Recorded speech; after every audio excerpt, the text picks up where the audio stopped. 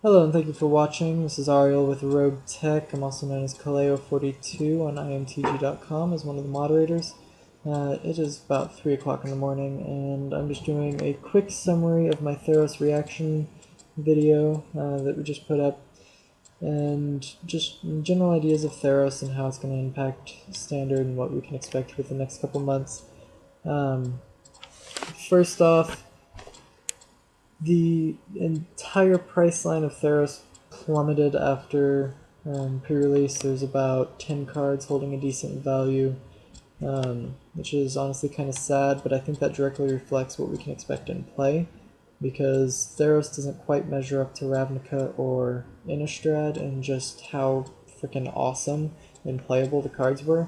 I mean, nothing against Theros, it's a very fun set, but it doesn't have as much self-contained synergy as Ravnica and Innistrad do, which means going into states and TCG Wizard states and TCG states and game day, we can expect a lot of Ravnica block decks that are accented by Theros cards, rather than the Innistrad decks that we saw after Scars and the Ravnica decks that we saw after Innistrad. So just something to kind of keep in mind. Kind of makes kind of a sad rotation because we're not going to see as much flexibility and creativity from players right off the bat. But with 4 months before the next set comes out, I'm sure people will start getting a bit more creative. Also, when we have more support in Born of the Gods, we can expect a lot more creativity as far as decks go. There's a couple of things that stand out to me. First off, the Scrylands. After game day, and if people are consistently opening packs of Theros, the supply will probably outweigh the demand, which will lower them at least by half of the value they're at. The gods, Porphyros is stupid powerful. Heliod is definitely my pick for most powerful god. He's a great mana sink, decent stagnant ability, and just making an indefinite number of dudes with an almost impossible to answer enchantment is really good. Think a Symbol Legion, but indestructible. The other gods honestly don't impress me too much. Thassa's decent on the aggressive, which is awkward for blue. Her Scry 1 is not Scry 2, therefore it's basically just look at top card. Erebus I like for Extort, yay. Nelia is under-impressive at best. Giving Trample to creatures that don't have it is always good, because generally creatures don't have Trample because that makes them too powerful. And being able to pump things is always, well, usually good, but paying that much mana for it, not as much.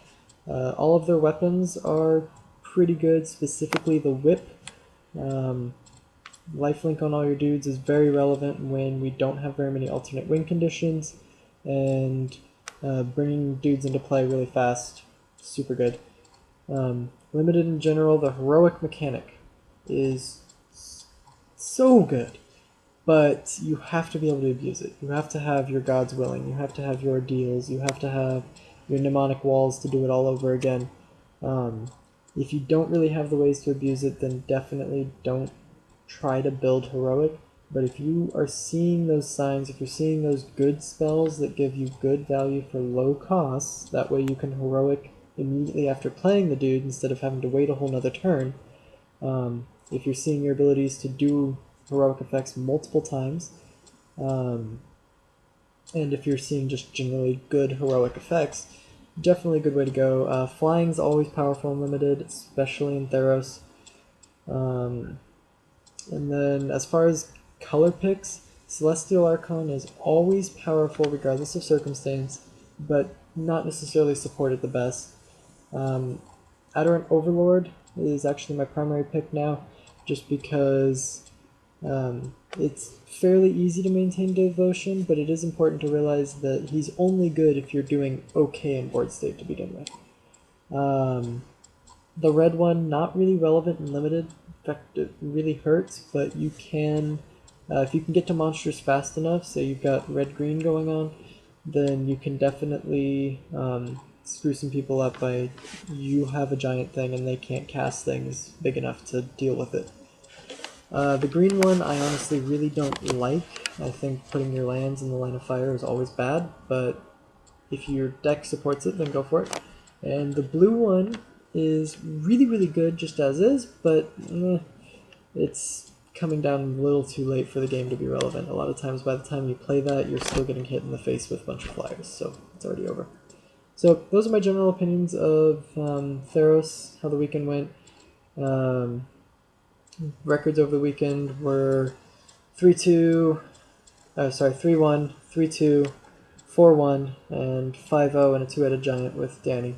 So overall good weekend. If you really want to see what I think of each rare we got and a few of the commons and uncommons, I really break it down in the extended video, which will be in the link the link below. I'm going to get some sleep because I've had about 8 hours of sleep since 9 a.m. on Friday, and it is currently 3 a.m. on Monday. So, thank you for watching. This has been RL with Rogue Tech, and have a good day.